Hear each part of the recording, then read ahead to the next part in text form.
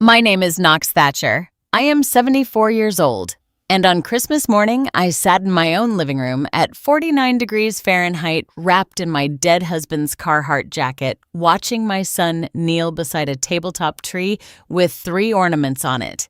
The space heater glowed orange. It was the only warmth in the house. Derek looked at me with those soft eyes, Ray's eyes, and said, "Mom has the $5,000 Amanda sends you each month finally made you comfortable." I pulled the blanket tighter around my shoulders. My breath hung in the air between us like a small ghost. "Son, I haven't had heat in this house since November." His face changed. Not all at once. First confusion, then math, then something darker. "What do you mean you haven't had heat?" "I mean, the boiler hasn't run since October 7th. I mean, the fuel tank is empty. I mean, I've been sleeping in your father's jacket for 7 weeks. He stood up, looked at the space heater, looked at the frost on the inside of the kitchen window, looked at me. Amanda says a lot of things, Derek. And right then, his elegant wife walked through the front door carrying Nordstrom bags and wearing a Gucci scarf, her Tiffany earrings catching the gray December light. Merry Christmas, everyone. I'm Knox Thatcher, 74, retired civil engineer, the first woman hired by Renalair County in 1982. I built this house with my own hands, including the heating system someone shut off. Welcome to Alpha Mom Stories. Subscribe and stay. This one's for you. I graduated from RPI in 1974. Renalair Polytechnic, Civil Engineering. There were 11 women in my class. 8 dropped out. I didn't. The county hired me in 1982. First woman engineer on staff. My supervisor, Carl Dugan, gave me the worst assignments for 3 years straight. Rural culverts, drainage ditches, jobs where I'd stand in mud to my shins. He thought I'd quit. I designed a storm water system for Route 7 that saved the county $1.22 million over 2 decades. Carl retired in 1998. I got his office. 40 years I worked for the county. 40 years of bridge inspections, road surveys, infrastructure projects. I signed off on 212 of them. Everyone finished on time. Everyone under budget. Ray and I built this house in 1986. Raymond Arthur Thatcher. He was a carpenter. I drew the plans. He cut the wood.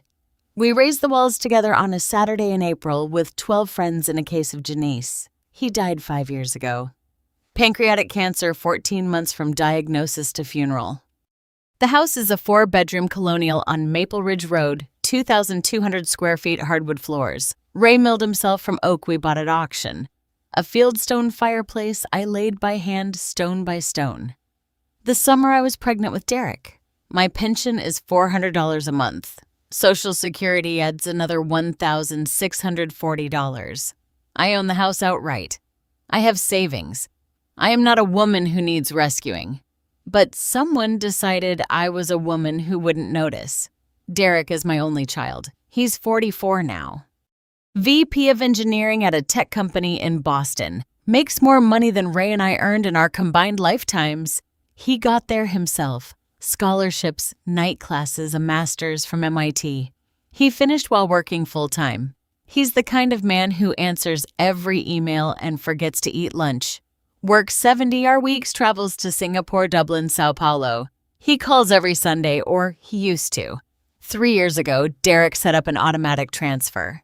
$5,000 a month wired on the 1st. Mom, just let Amanda handle the details. He said she's great with finances. Amanda is his wife.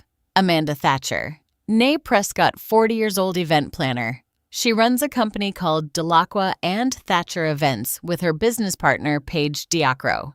Amanda offered to manage Mom's finances, set up the account, handled the deposits, sent Derek monthly updates with photos of me smiling on my porch. I smiled because she asked me to smile. Derek visits 3 or 4 times a year. Used to be more. Amanda always had a reason it wasn't. Derek's exhausted. We've got the Henderson Gala. Let's not overwhelm her. When Derek calls on Sundays, Amanda often answers my phone first. She installed a call forwarding app, said it was for emergencies. My son is a good man. He trusted his wife. He sent the money. He believed me when Amanda said I was fine. He was wrong about that last part. 6 years ago, Derek brought Amanda home for the first time. They'd been dating 8 months. He was 38. She was 34. She wore silk in November and called the fireplace charming. I liked her fine. She was polished articulate. She laughed at the right moments and asked about my work. Over dinner, she mentioned her event planning business was really taking off. 2 months later, Derek called to say they were engaged. I was happy. I said so. Then I said one more thing. Have you two talked about a prenup silence on the line? It's not a judgment, Derek. Prenups protect both parties. You've built something significant. She's building something too. A prenup just means you're both adults who plan ahead. Derek said he'd think about it. I don't know what he told Amanda, but I know what Amanda heard. She heard gold digger, not the words, the implication. She decided that I'd looked at her across my kitchen table and seen a woman after my son's money. She was wrong. I saw a woman who hadn't mentioned her business debts. I'd noticed the collection notice in her open purse when she reached for her phone, but I said nothing about that. I only said prenup. The wedding was beautiful. Amanda was gracious. She hugged me. She called me Mom. But something behind her eyes had gone cold and polite. The most dangerous combination there is. For 6 years, she smiled at me and called me Mom and planned. November 3rd, I woke up and I could see my breath. The bedroom was 54 degrees. I know, because I keep a thermometer on the nightstand. Have since Ray died. Old habit from a woman who spent her career measuring things. I put my feet on the cold hardwood, pulled on wool socks, went downstairs. The boiler sat in the basement like it always had. A Burnham Series 2 oil boiler I spec'd myself in 1986 and replaced in 2009. I know that machine the way a surgeon knows a scalpel. I checked the runtime counter, stopped October 7th. I checked the fuel gauge on the 275-gallon tank empty. I called Barlow's Heating and Oil, got a recording, left a message, went back upstairs and opened the hall closet. Ray's Carhartt jacket hung on the third hook. Canvas flannel lined still smelled like sawdust and Old Spice. I put it on. The sleeves hung past my wrists. I rolled them twice the way I always did when I borrowed it to check the foundation in winter. I drove to the hardware store, bought a ceramic space heater for $47.99, plugged it in by my reading chair. The boiler wasn't broken. It was starved. Someone had let the fuel run out and no delivery had come to refill it. In 40 years of homeownership, that had never happened, not once. I sat in Ray's jacket and watched the space heater glow, and I started thinking like an engineer. Amanda came 4 days later, November 7th. She pulled up in the BMW X5, the white one. Derek bought her for their anniversary. She wore a cream-colored cashmere coat, Hermes scarf leather gloves. She did not take off the coat. Mom, how are you? You look cozy in that jacket. She carried a grocery bag. Inside 4 cans of Campbell's soup, a loaf of white bread, a sleeve of Ritz crackers. She set them on the counter like she'd just fed a shelter. I brought you a little something. Then she pulled an envelope from her purse. $400 in 20s. Handed it to me with both hands like a gift. For whatever you need, Mom. I asked about the heat. The house feels a little cool, I said. The boiler's not running. Amanda tilted her head. Really? I'll look into that. Maybe the oil company missed a delivery. She walked through the house, took 3 photos on her phone. Living room, kitchen, me standing by the counter in Ray's Carhartt. She had me hold up the soup cans and smile. For Derek's update, she said he worries. She was in the house 22 minutes. I timed it. She did not sit down. She did not take off her coat. She did not look at the boiler. 4 cans of soup, $400 cash, and a photo to prove she'd been here. I put the money in the drawer and the soup in the pantry, and I wrote the date in my notebook. I called Derek that evening. His cell went to voicemail. I called again. Voicemail. The 3rd time Amanda picked up. Mom, Derek's in a meeting. Is everything okay? I need to talk to him about the heating situation. Oh, I already told him about that. He said to let me handle it. You know how busy he is. Amanda, I'd like to hear that from Derek. Pause. Then that voice. The one that sounds like kindness, but isn't. Mom, I don't want to worry you, but Derek's been really stressed. The last thing he needs is to worry about a furnace. I'll take care of it. I promise. She didn't take care of it. 2 days later, I tried Derek's office line. His assistant said he was traveling. I left a message. He called back that night, but Amanda had already spoken to him. Mom, Amanda says you're a little confused about the heating. She said she's getting it fixed this week. I'm not confused, Derek. I know.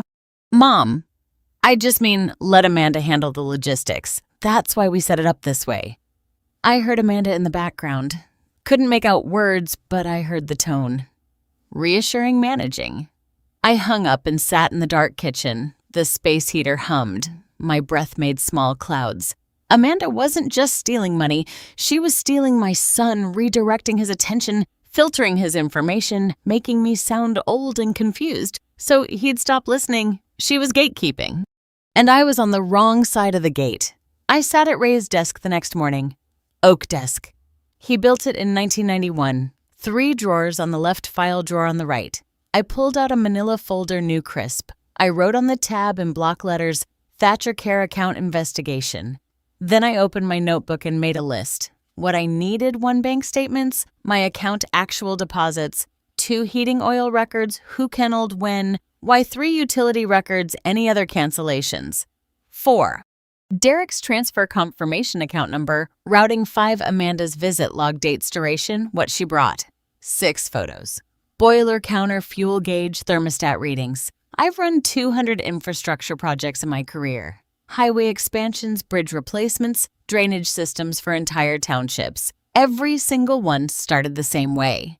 You define the problem. You gather the data. You document everything. Then you present your findings to the people who can act on them. This was no different. The structure was smaller. The stakes were personal, but the methodology was identical. I wasn't going to cry. I wasn't going to beg. I wasn't going to call my son and sound confused and desperate, which is exactly what Amanda wanted. I was going to build a case tab by tab, document by document, the way I'd built everything else in my life. I slid the empty folder into the desk drawer. It wouldn't be empty for long. The space heater clicked and hummed. Ray's Carhartt hung heavy on my shoulders. I went to work. The boiler. I went down to the basement with a flashlight and my digital camera. A Canon PowerShot I've had since 2011. Still works. Engineers don't throw away things that still work. I photographed the runtime counter. The display read 47,832 hours. Last advancement, October 7th at 2:14 a.m.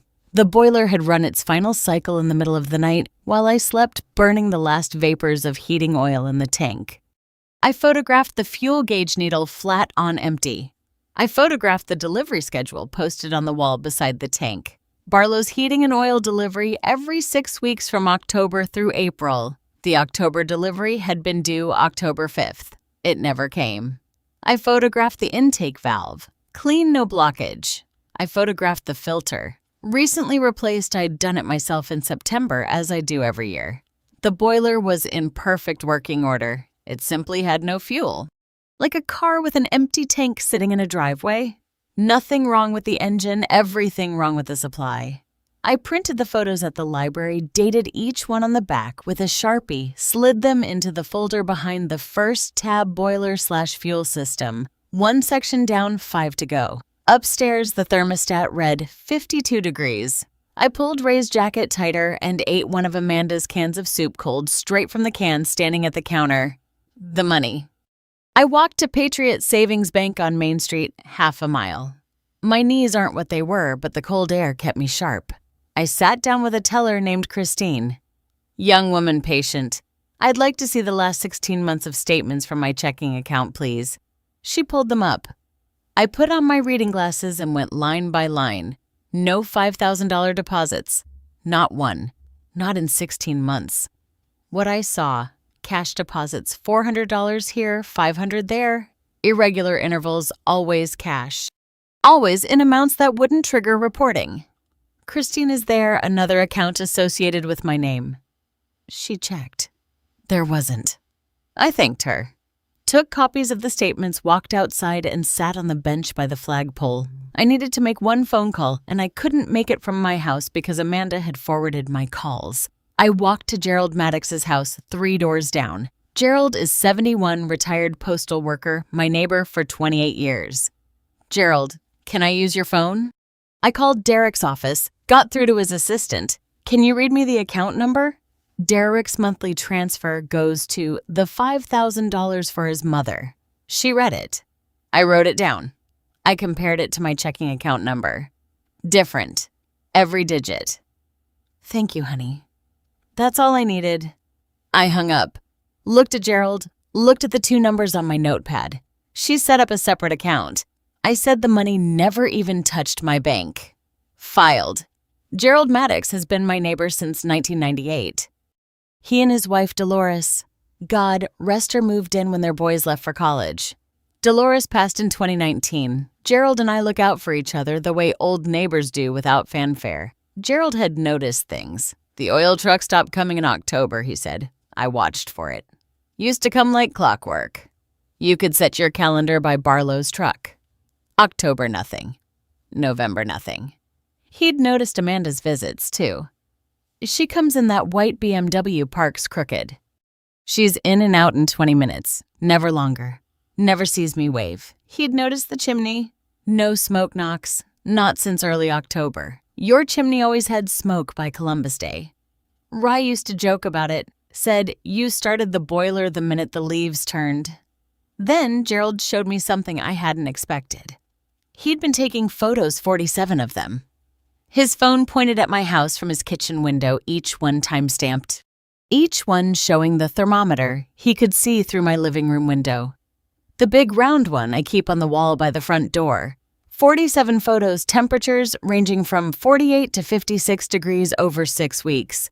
I was going to call Derek myself, Gerald said, but I didn't have his number. He looked at the Carhartt jacket I was wearing. That's Ray's, he said. I know. He'd be furious. I know that too. Gerald went out back and came in with an armload of firewood. He'd been bringing me wood every other day since November. I hadn't asked. He just did it. That's where I stood that November. The money wasn't reaching me. The fuel was deliberately cut.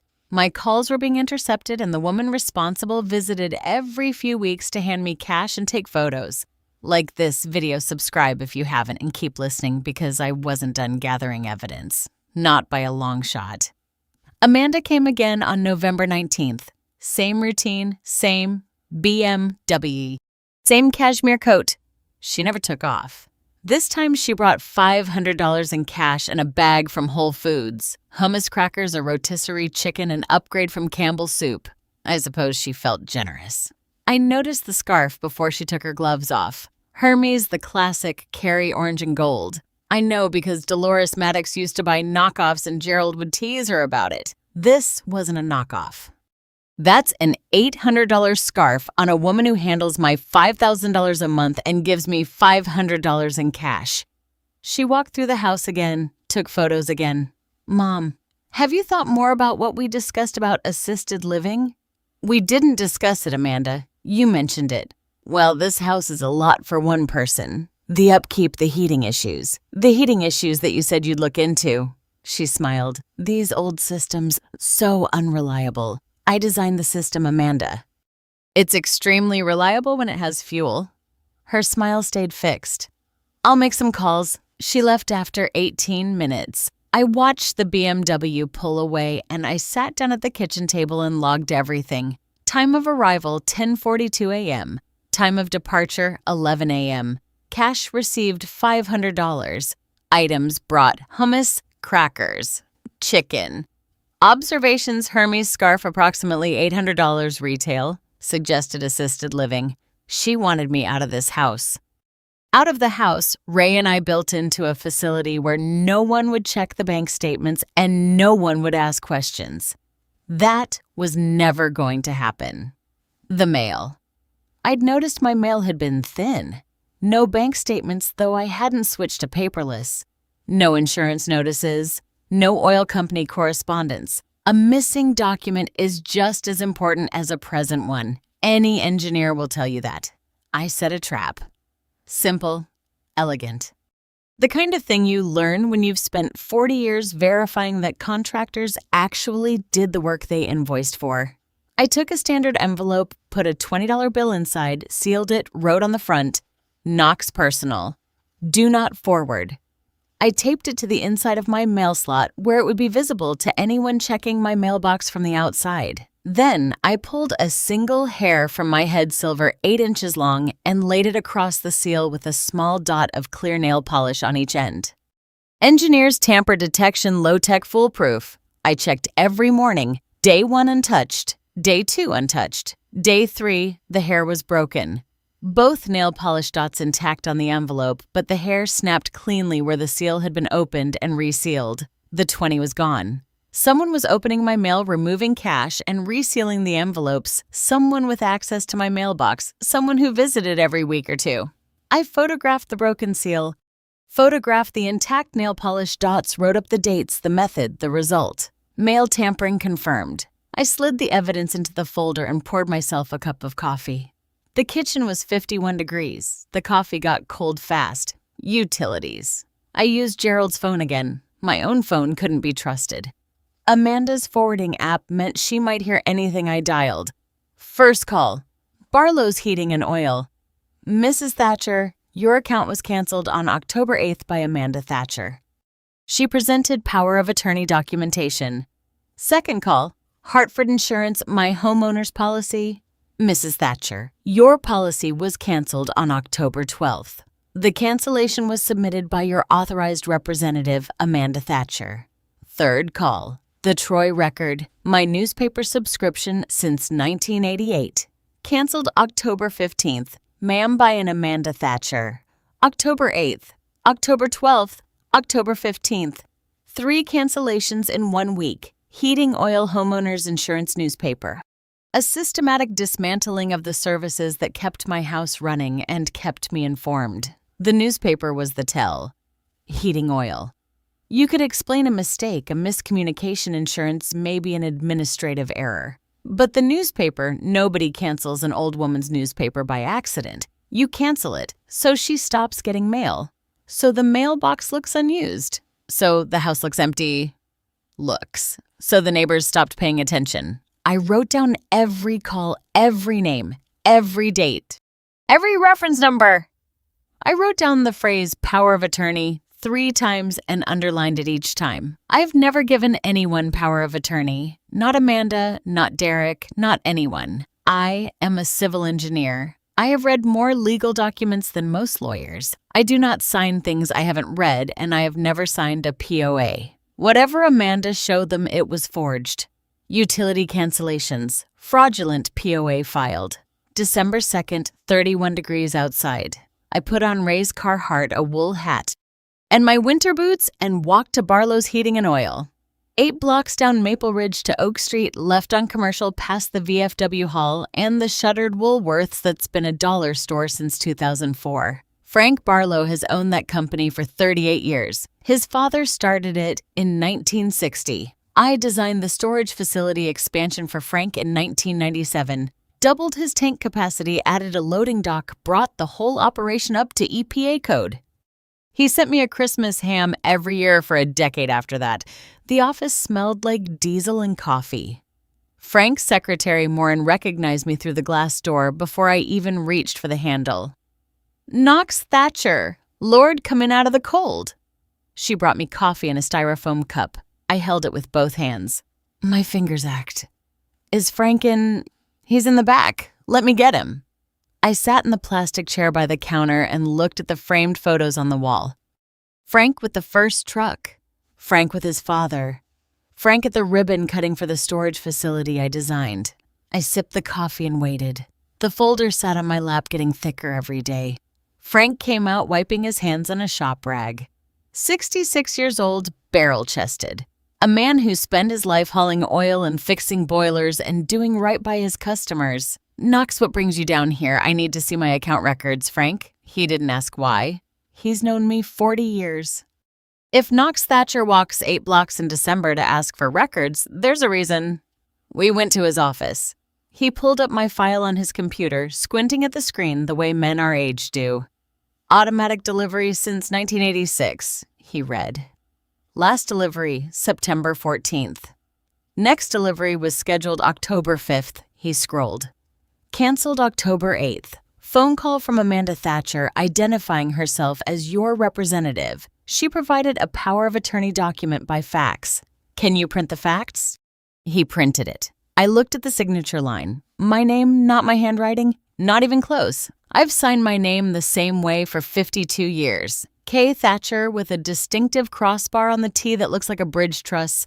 Rye used to joke that I signed my name like I was approving blueprints. This signature was round loopy, a forgery by someone who'd never watched me sign anything. Frank, I have never given anyone power of attorney in my life. He stared at the fax, then at me. I'm an engineer, I said. I read documents before I signed them. Frank printed every record, the original delivery schedule, the cancellation call log, the fax POA, the account history going back 5 years. He stapled them together and handed them over without a word. I slid the stack into the manila folder. It was getting heavy now. Knox, Frank said. How long have you been without heat? Since October 7th. He picked up the phone. I can have a truck there in 2 hours. Not yet, Frank. Not yet. I stood up. But I'll need that truck on December 26th.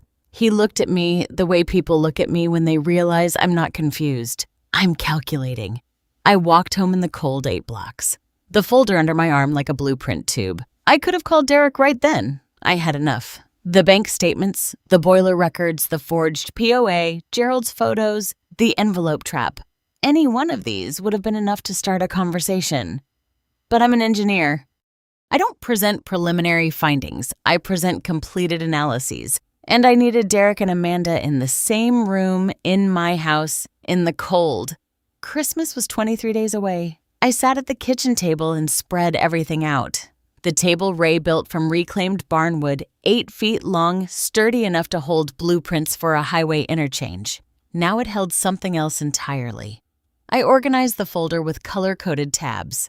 Red for financial records, blue for utility cancellations, green for the forged POA, yellow for Gerald's photos and my own documentation, orange for the envelope trap. Each tab had a summary page on top. Date, source, findings, conclusion, just like an engineering report, just like the 2 1-2 project files sitting in boxes in my basement. Amanda thought she was dealing with a confused old woman in a cold house. She was dealing with a woman who built infrastructure for a living, who documented everything, who never presented a finding she couldn't defend. I closed the folder, set it on the desk, went to bed raised. Carhay heart over the blanket, space heater aimed at the bed, 50 degrees in the bedroom. 23 days. The waiting was the hardest part, not the cold. I'd managed the cold. Space heater layers. Gerald's firewood in the fireplace when the temperature dropped below 50. I'd survived worse conditions on job sites. I once inspected a bridge abutment in January with a wind chill of -8. This was unpleasant. It wasn't dangerous, but my body disagreed. December 12th. I went to Dr. Pham for my regular checkup. Blood pressure, 158/92. It's usually 130/78. Knox. Are you under stress? Some sleeping well.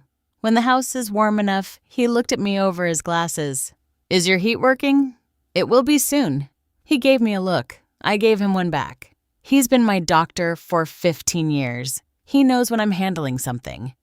Gerald came every day now. Coffee in the morning, firewood in the afternoon, sometimes dinner. His pot roast isn't as good as Dolores's was, but it's warm and it's kindness. And those are the same thing when you're 74 and cold. 10 more days, Gerald. You sure about this? I could call the police. The police would take a report. I need a reckoning. December 18th, the coldest day. 46 degrees inside. When I woke up, I could see my breath in bed before I opened my eyes. Ice on the inside of the bathroom window. I checked the folder. Everything in order. Every tab complete except one. 9 more days. The last piece came to me by accident or by luck. Engineers don't believe in luck. We believe in data that presents itself when you're paying attention.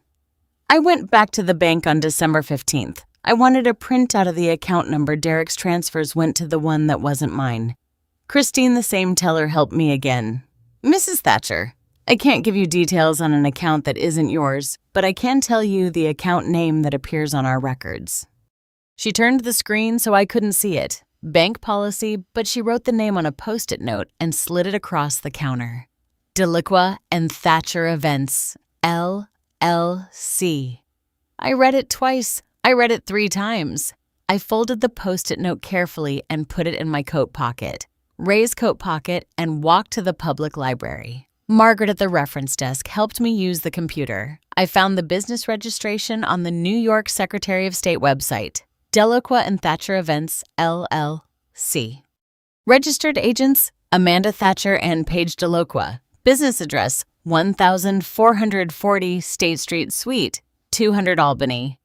The $5,000 Derek sent every month for his mother's care went straight into Amanda's failing event planning company, laundered through a business account disguised as revenue. Amanda hadn't just stolen from me. She'd had help. Paige Deliqua, her business partner, had to have known.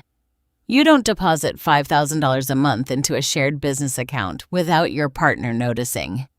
I printed the registration. I printed the business filing. I added them to the folder. 2 villains, 1 folder. Amanda called on Christmas Eve. My phone. No forwarding this time. She called direct. Mom, we're so excited to see you tomorrow. Derek's been talking about it all week. I'm looking forward to it. Can we bring anything I'm making my cranberry compost? Just yourselves. You sound good, Mom. Really good. I looked at the thermometer on the wall. 51 degrees. Amanda. I have something to show Derek when you come.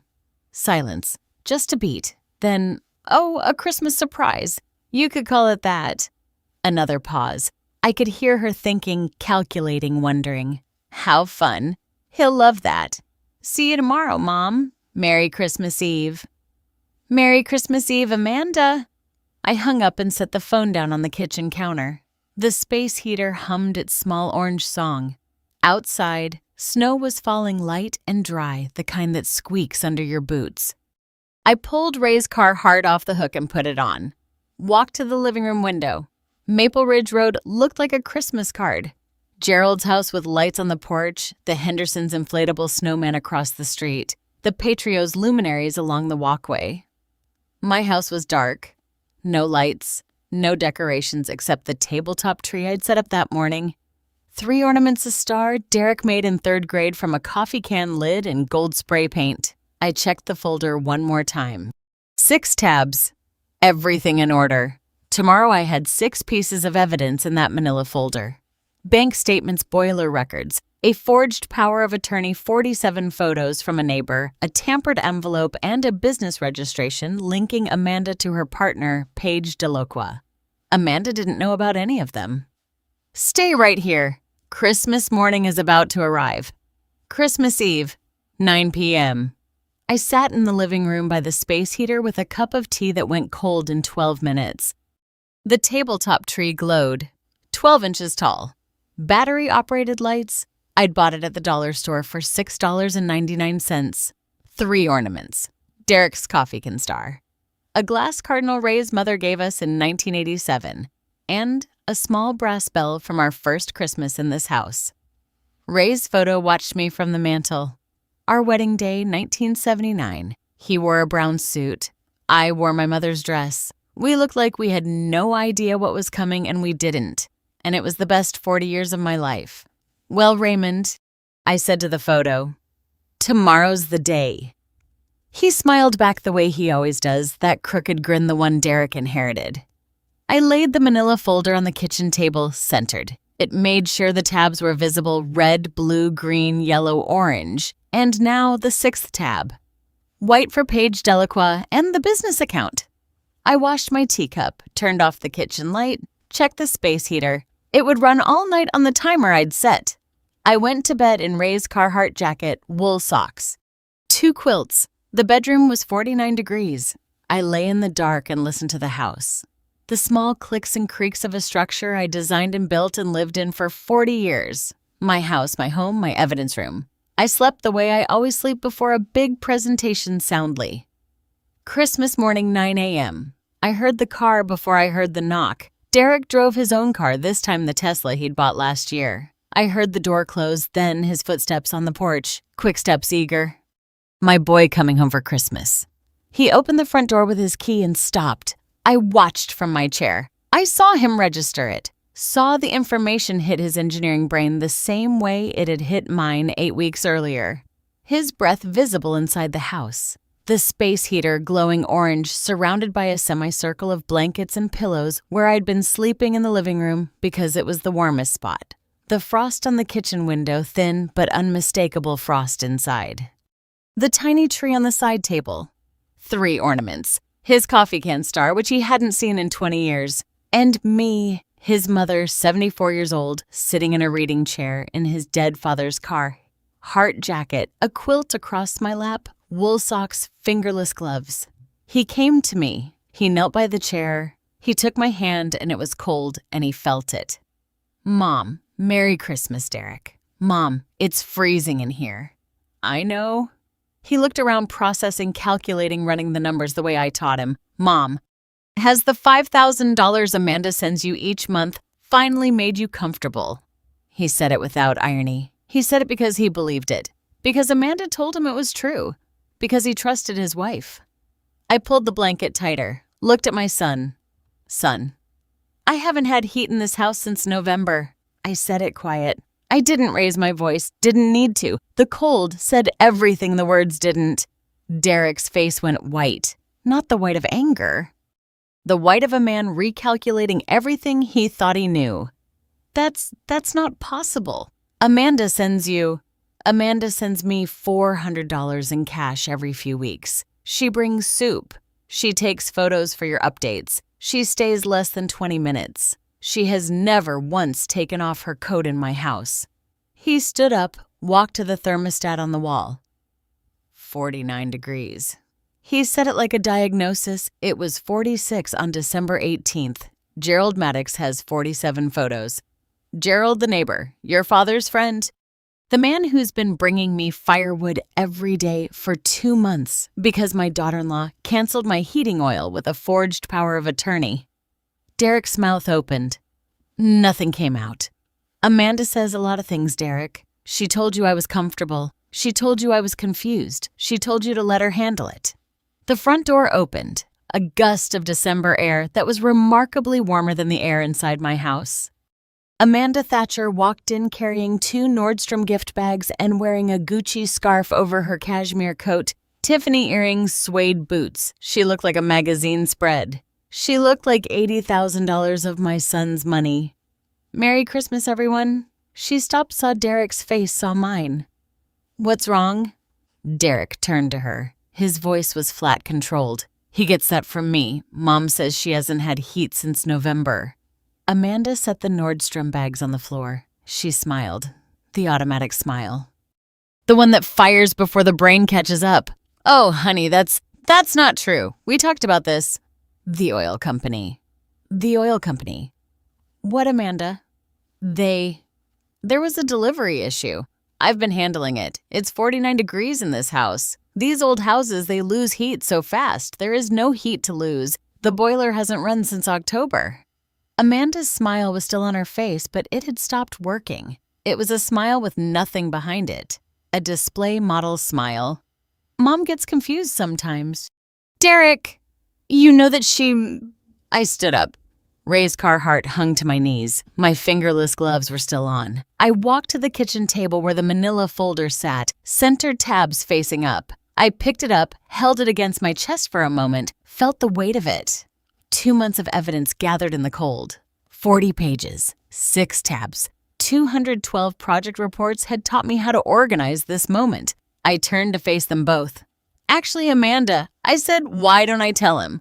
I set the folder on the kitchen table and opened it the way I've opened every project presentation in my career. Methodically, 1 section at a time. No emotion, just facts. Tab 1 read. I laid out the boiler photographs. Runtime counter stopped October 7th. Fuel gauge on empty. Delivery schedule showing the missed October refill.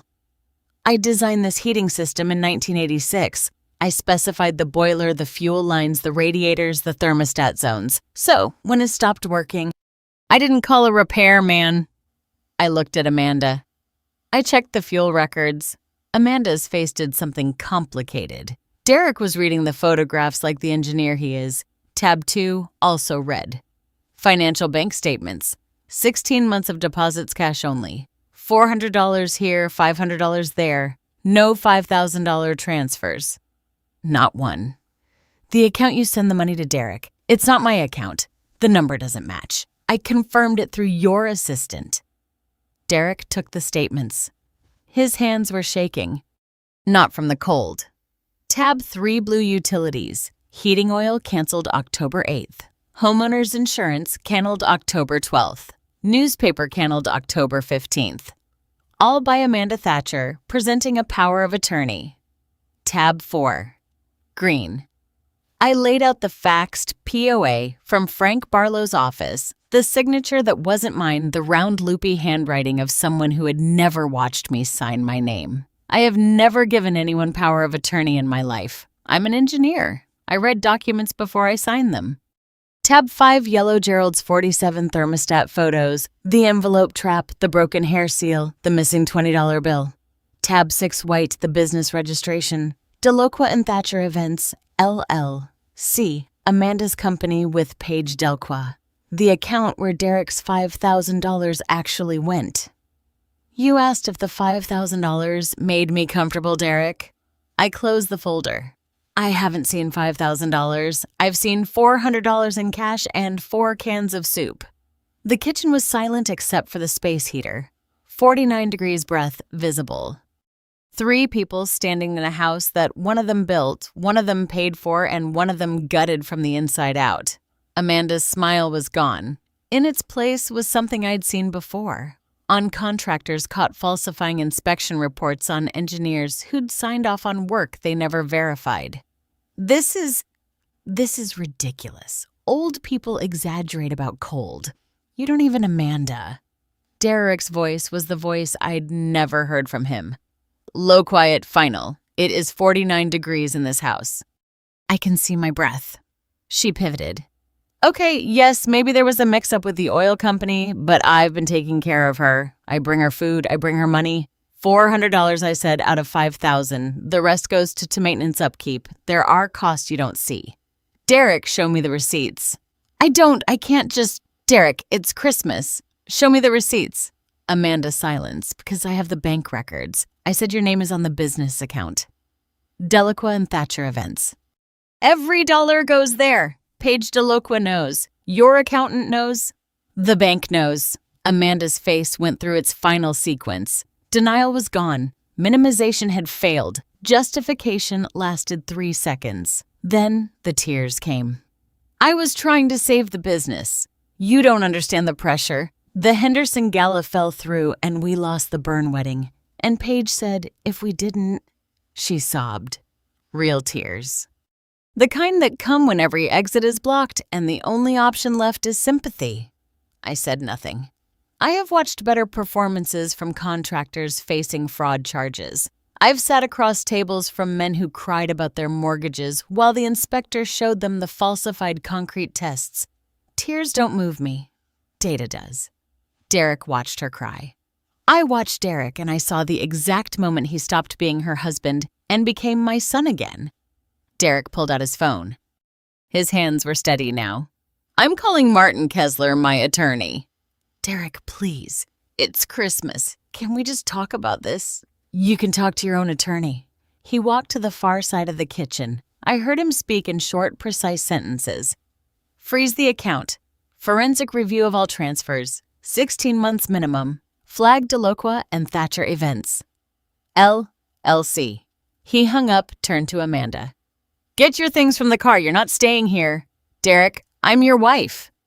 My mother spent Christmas Eve at 49 degrees wearing my dead father's jacket because you stole her heating money. Amanda looked at me, looked at Derek, looked at the manila folder on the table. She opened her mouth to say something, to argue, to plead, to explain. And for the first time since I'd known her, nothing came out. She picked up the Nordstrom bags. She walked to the front door. She turned back once. Knocks. I don't. I said, not angry, not loud, just done. She left. The door closed. The BMW started tires on frozen gravel, then nothing. Derek stood in my kitchen with his hands at his sides and his breath making clouds in the cold air of the house his parents built. The space heater hummed that small orange glow, the only warmth in the house for 7 weeks, and suddenly it seemed like enough. Derek knelt by my chair, not the way he had when he arrived. Eager, cheerful, full of Christmas. This time slow, heavy, with what he now knew. Mom, I'm sorry. You trusted your wife. That's not a fault. I should have checked. I should have come more often. You sent the money. You called every week. You did what a good son does. She intercepted it. He put his head in his hands. My boy, 44 years old, VP of engineering, a man who runs teams of 200 people. And right now, kneeling on the cold hardwood floor, his father, Mill. He was just a son who'd failed his mother and knew it. I put my hand on his head the way I did when he was 7 and had a fever. The way I did when he was 17 and lost the state championship. The way I did when he was 39 and stood at his father's casket. It's all right now. He pulled out his phone, called Barlow's Heating and Oil emergency delivery, Christmas Day search charge. He didn't ask the cost. They'll be here by noon, he said. I know, Mom. I'm going to fix this. All of it. I know that, too. I looked at Ray's photo on the mantel. That crooked grin. Your father would have been proud of you today, Derek. Amanda moved out of Derek's Boston townhouse on January 2nd. The divorce was filed January 15th. She did not contest it. Martin Kessler's forensic accountants traced every dollar, $80,000 over 16 months, redirected from the account Derek set up for my care into Delqua and Thatcher Events, LLC. Every monthly transfer documented every corresponding cash withdrawal to me, $400 or $500 at a time, documented alongside it. The math was ugly and simple. She took $5,000. She gave me $400. She kept $4,600. Paige DeLoqua cooperated within 72 hours of being contacted. She provided the business account records, the deposit logs, and a written statement confirming she knew the funds came from Derek's transfers. She said Amanda told her it was family money they weren't using. Paige is many things. Brave isn't one of them. Amanda was charged with elder financial abuse fraud and forgery.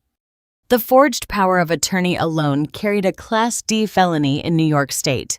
Her attorney negotiated. The courts decided. I attended every hearing. I wore a blazer and my reading glasses, and I brought the manila folder. I never had to open it. The prosecution had their own copy. Derek repaid the full $80,000 into my verified account. I kept $60,000. The other $20,000 I donated to Winslow County Elder Services, earmarked for heating assistance because no one should be cold in their own home. February, the boiler is running. I can hear it from the kitchen. That low, familiar rumble I've known for 40 years. The sound of a well-maintained system doing exactly what it was designed to do. The thermostat reads 68 degrees. The runtime counter is advancing again hour by hour the way it's supposed to. Gerald comes over for coffee on Tuesday mornings. We sit at the kitchen table, the table that held blueprints and then held evidence and now just holds coffee cups and the Troy record, which is being delivered again. Warm enough, he asks. 68. Good. We drink coffee. We don't talk about it much. Gerald's not that kind of man, and I'm not that kind of woman. Ray's Carhartt jacket hangs on the third hook in the hall closet. I don't need it indoors anymore. Sometimes I put it on to check the foundation or walk to the mailbox, but I don't sleep in it. I don't eat in it. I don't sit in it by a space heater counting the days until Christmas. It smells like sawdust and Old Spice.